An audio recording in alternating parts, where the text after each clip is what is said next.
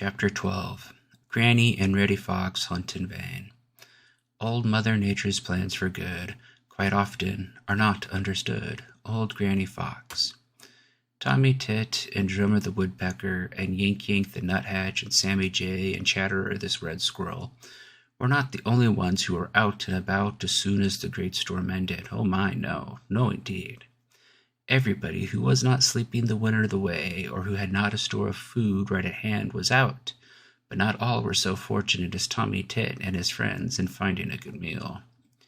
Peter Rabbit and Mrs. Peter came out of the hole in the heart of the dear old briar patch, where they had managed to keep comfortably warm, and at once began to fill their stomach with bark from young trees and tender tips of twigs. It was very coarse food, but it would take away that empty feeling.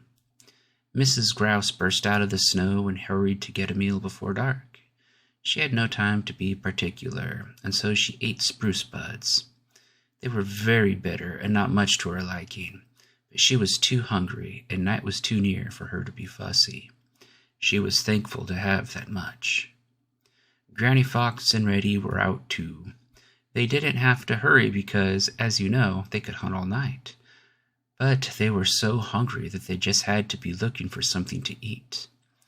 They knew, of course, that everybody else would be out, and they hoped that some of these little people would be so weak that they could easily be caught.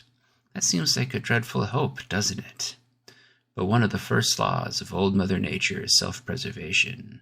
That means to save your own life first. So perhaps Granny and Reddy are not to be blamed for hoping that some of their neighbors might be caught easily because of the great storm. They were very hungry indeed, and they could not eat bark like Peter Rabbit, or buds like Mrs. Grouse, or seeds like Whitefoot the Wood Mouse.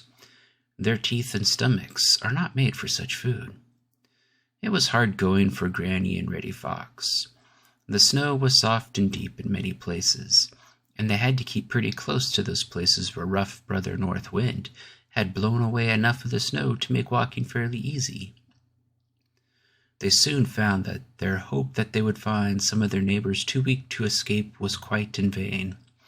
When jolly round red Mr. Sun dropped down behind the purple hills to go to bed, their stomachs were quite as empty as when they had started out.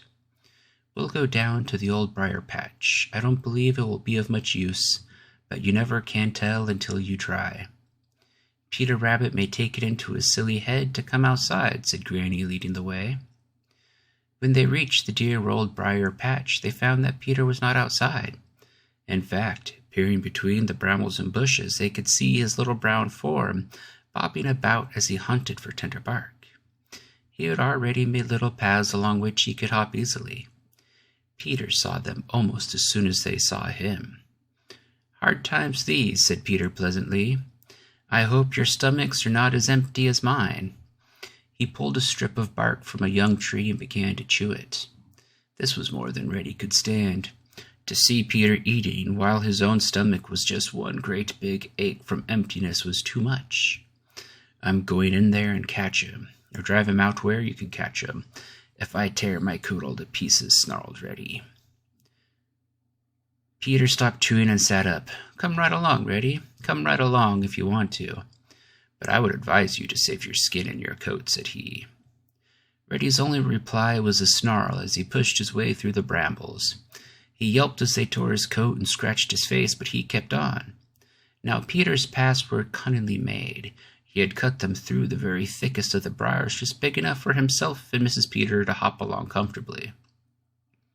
But Reddy is so much bigger that he had to force his way through and in places crawl flat on his stomach, which was very slow work, to say nothing of the painful scratches from the briars. It was no trouble at all for Peter to keep out of his way, and before long Reddy gave up. Without a word, Granny Fox led the way to the Green Forest. They would try to find where Mrs. Grouse was sleeping, under the snow. But though they hunted all night, they failed to find her, for she wisely had gone to bed in a spruce tree.